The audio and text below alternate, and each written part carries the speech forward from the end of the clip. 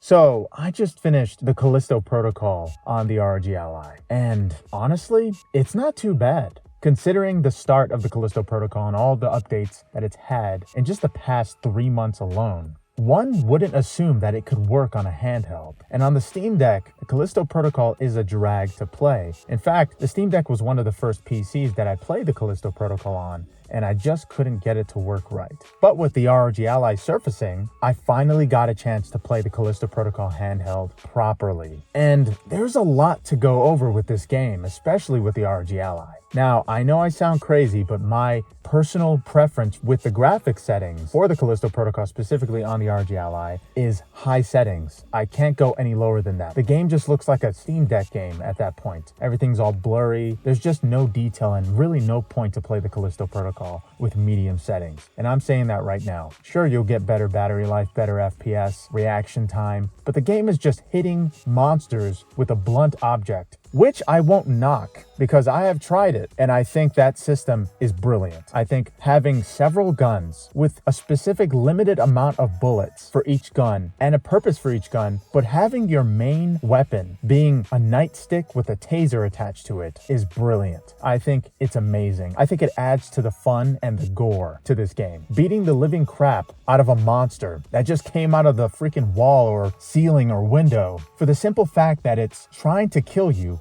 is just so pure. And I got the hang of it within the first 2 to 3 hours. But yes, playing the Callisto Protocol on my Ally has been great. Overall, my compatibility rating for it right now is C+. In some instances, the game goes from 40 to 45 FPS. And that's in the quieter areas, the more linear areas. And of course, most of this game is linear. But when you transition from place to place, it acts sort of similar to Dead Space Remake, where there's a little bit of lag here and there. But with the Callisto Protocol, there's a lot of lag from place to place. But thankfully, there's only a few screeches in the background. There's not really anything important happening with these transitions from environment to environment. But yes, I set the Callisto Protocol to high settings, and in some places, it played at 60 FPS. Now, I did not expect that. And of course, you're going to ask for my resolution and all that. My resolution for the game in certain locations was 1080p, so I basically maxed out the settings for this game and it played pretty well. And of course, I put it in turbo mode. But for the majority, my resolution was set to 900p. The game looks just a little worse in 900p, but it still looks like the actual game. I would say it's akin to playing it on the PS4. I'm pretty sure this is a PlayStation 5 and Xbox Series X exclusive, along with the S. But I have highly enjoyed my time with the Callisto Protocol with the ROG Ally. I couldn't even believe that I was playing it at 40 FPS in some instances at 900p with high settings. And my ROG Ally's VRAM was set to 7 gigabytes. I haven't tried 6 or any other setting to the VRAM, but I will in the future. But so far, 7 gigabytes of VRAM has made the game very playable. I'm pretty sure you can go even lower to 6 gigabytes or maybe even 5. But the Callisto Protocol is very graphics heavy, so I would assume and recommend that you go to either 7 or 8 gigabytes of VRAM. But yes, I completed the entire game with 0 crashes, may I add. Somehow, with high settings, 900p and 40 FPS, I got 0 crashes with the Callisto Protocol. I don't even know how that's possible with a handheld. With the Steam Deck, the Callisto Protocol crashed about 12 times in 1 hour. Playing a game for the first time on the Steam Deck is just not recommended, in my opinion. You're gonna have a lot of issues. You're gonna be going through a lot of Proton versions, GEs, 7s, 10s, 10.1, 11 point something. You're gonna be going through all these numbers just trying to play a game that you purchased on the Steam Deck, if it's the first PC that you played on. So I don't recommend playing this on the Steam Deck from my experience alone. But on the ROG Ally, the Callisto Protocol is pretty playable. It's definitely a C+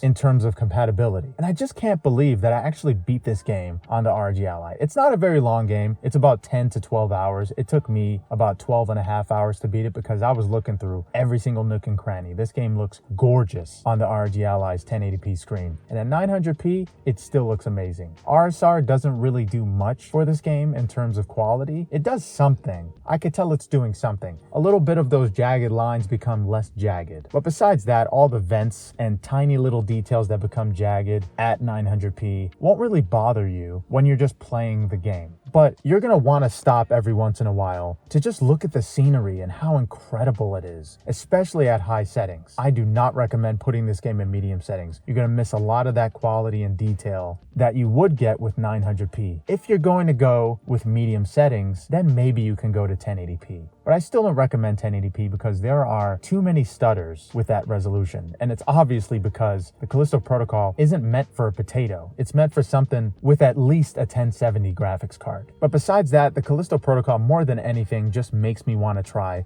Dead Space Remake on the ROG Ally to see how exceptional that plays. But this just speaks volumes to the power that the ROG Ally has to offer. And I just can't wait to see more handhelds like the MSI Claw and exactly what the Legion Go can do for games like the Callisto Protocol and Dead Space Remake, because those are some of the best looking games that we have in this generation alone. Now, there is still a long ways to go with certain games, especially a game like Returnal. Returnal still stutters a good amount. It is semi-playable on the ROG Ally, but I still don't recommend playing that game at a higher resolution than 720p on the ROG Ally. It still is just a big mess with most PCs. Even my 3060 laptop can't really handle Returnal without some huge stutters. But yeah, going back to the Callisto Protocol, with those settings that I provided, you will be able to play this game at pretty much a very reasonable FPS of 40 at average. Sometimes it goes to 60 FPS, especially at turbo mode. But for some reason with 30-watt turbo mode, the performance in some places get worse and others it gets better. So this game is still very off and on when it comes to optimization. But for some reason, while playing handheld, the most recommended setting that I can provide you with is enabling Radeon Boost and Radeon Anti-Lag and setting your CPU's TDP to 18 watts. 18 watts is like magic for this game. There's been some instances where I got 60 FPS where I wouldn't with turbo mode. For some reason, 18 watts with the Callisto Protocol just works. And the battery lasts about an hour and 20 minutes. With the Callisto Protocol at 18 watts, in some places 60 FPS, I'm surprised that this game can last minimum an hour and 20 minutes. That's just something I wouldn't expect out of a handheld anytime soon. But here we are playing the Callisto Protocol 900p, high settings, 18 watts for an hour and 20 minutes on the go on a small little handheld. But yeah, if you're planning to play the Callisto Protocol for a good amount of time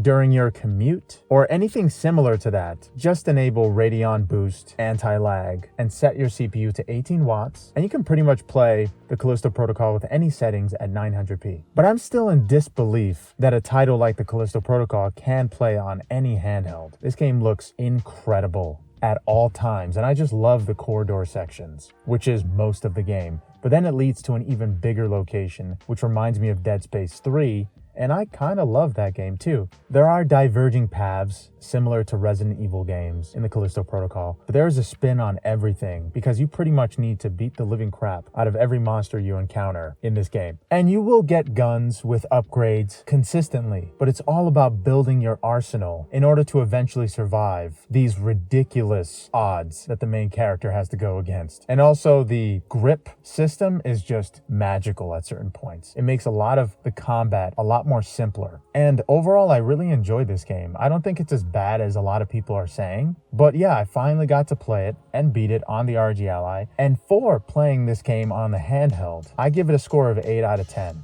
I really do love this game, and I think that the sequels are going to be amazing, and it definitely has a lot of room to grow because it can be exceptional. It can be a 9 out of 10. But right now, it's definitely 8 out of 10 because its atmosphere is just unforgettable. Its combat is brutal, and it seems simple enough with the dodging mechanic. But sometimes I just die because I don't time the dodges right. And of course, you don't need to time it, but you can't do the same direction of dodging twice. You have to do different directions or block. And when you block, you take damage. And of course, you can upgrade all of these systems, which help and change the game every single time you upgrade. I feel like the upgrades in this game are a lot more impactful than Dead Space's upgrades were. Because pretty much when you're attacked by an enemy in Dead Space, you're screwed. The whole time you're just trying to back up and make space between you and the enemy, similar to Resident Evil. Even if you were to upgrade your health in Resident Evil, most likely you'll still die in about 3 shots from an enemy. With Dead Space, it was kind of the same thing throughout the entire game. I would compare that game more with Resident Evil 4. Callisto Protocol, in my opinion, is a thing all on its own, and playing it on the ROG Ally has amplified that experience. I was still just as immersed as I would be docked. I played this game mostly handheld, and about 20 or 30% of the time docked. But yeah, for the ROG Ally, so far, the Callisto Protocol is an 8 out of 10, and I can't wait to jump on this game on the PlayStation 5 or just my 3060 PC. But yeah, let me know what you guys think about Callisto Protocol. Have you finished it? Have you tried it on the ROG Ally or the Steam Deck? Let me know what your thoughts about playing the Callisto Protocol on the handheld is. And thank you guys so much for watching. Hope you have a good one. Later.